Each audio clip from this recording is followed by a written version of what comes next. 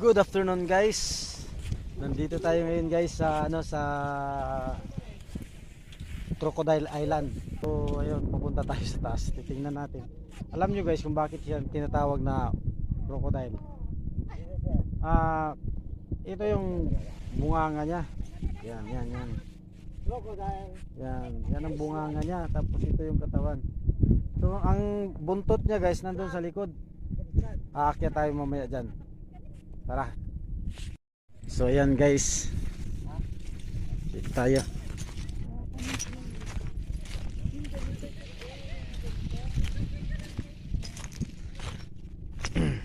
Makikita dito sa likod guys o sa taas yung buntot niya.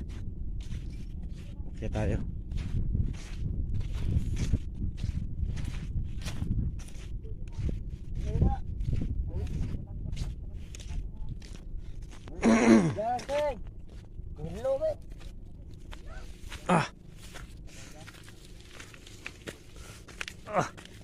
Ang ganda ng ano ba? Sir, di ba? Tara. Tignan mo kasi yung ano. Ang alin? Ang, Oo. ang ganda-ganda Bricks, talaga. parang bricks siya no. Oh, break na hindi mo akalain na ganito yung Oo. Yan. tsura niya. Yan no. Oh. Tara.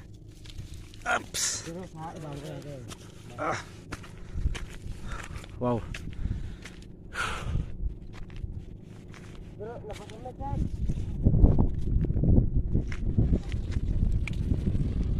Ayun. So yun guys, kung makikita mo siya doon sa dagat, nandyan yung buntot niya. Saka yung ulo niya. So ito, nandito tayo ngayon sa tuktok.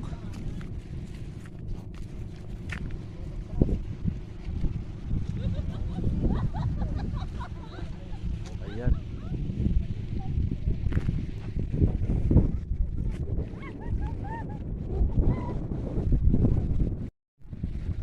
So ito yung San Vicente. Diyan kami pinipick up ng bangka. So yung likod niyan, yan ang Santa Ana.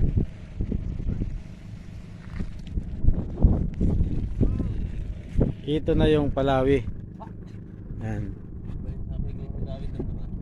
So umikot kami kanina galing doon sa view deck, tapos doon sa lighthouse umikot kami, inikot namin yung buong isla, tapos pumupunta kami doon sa mga resort. Yun, makikita nyo dyan, dyan kami kanina. Yun guys, titingnan muna natin yung likod.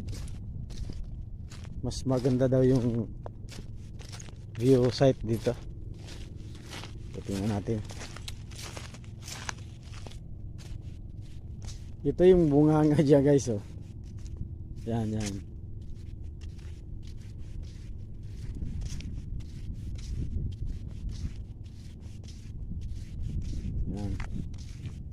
Dito tayo.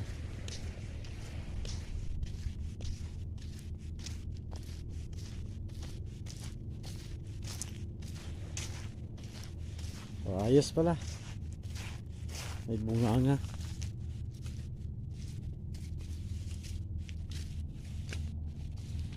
Dito.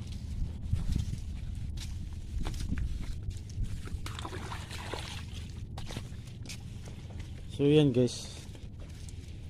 Oh, ang ganda na pagka-formation talaga. Yan. Oh.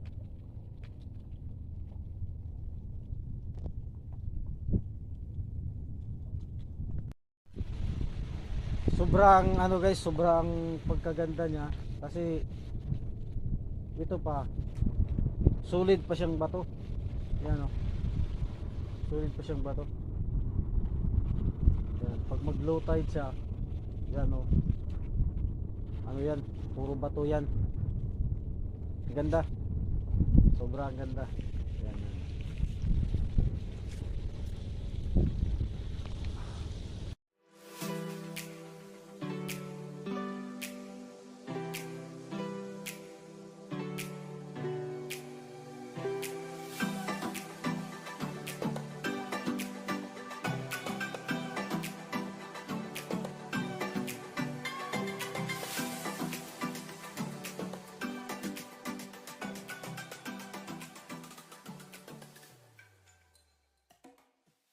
Lang guys, ang may share ko sa inyo ngayon kasi ito na yung huli naming pupuntahan dito.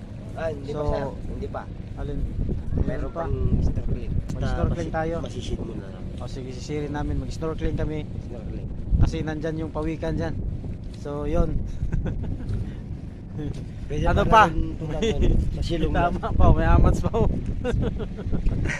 Sige guys, maraming salamat. Mag-snorkeling kami mamaya.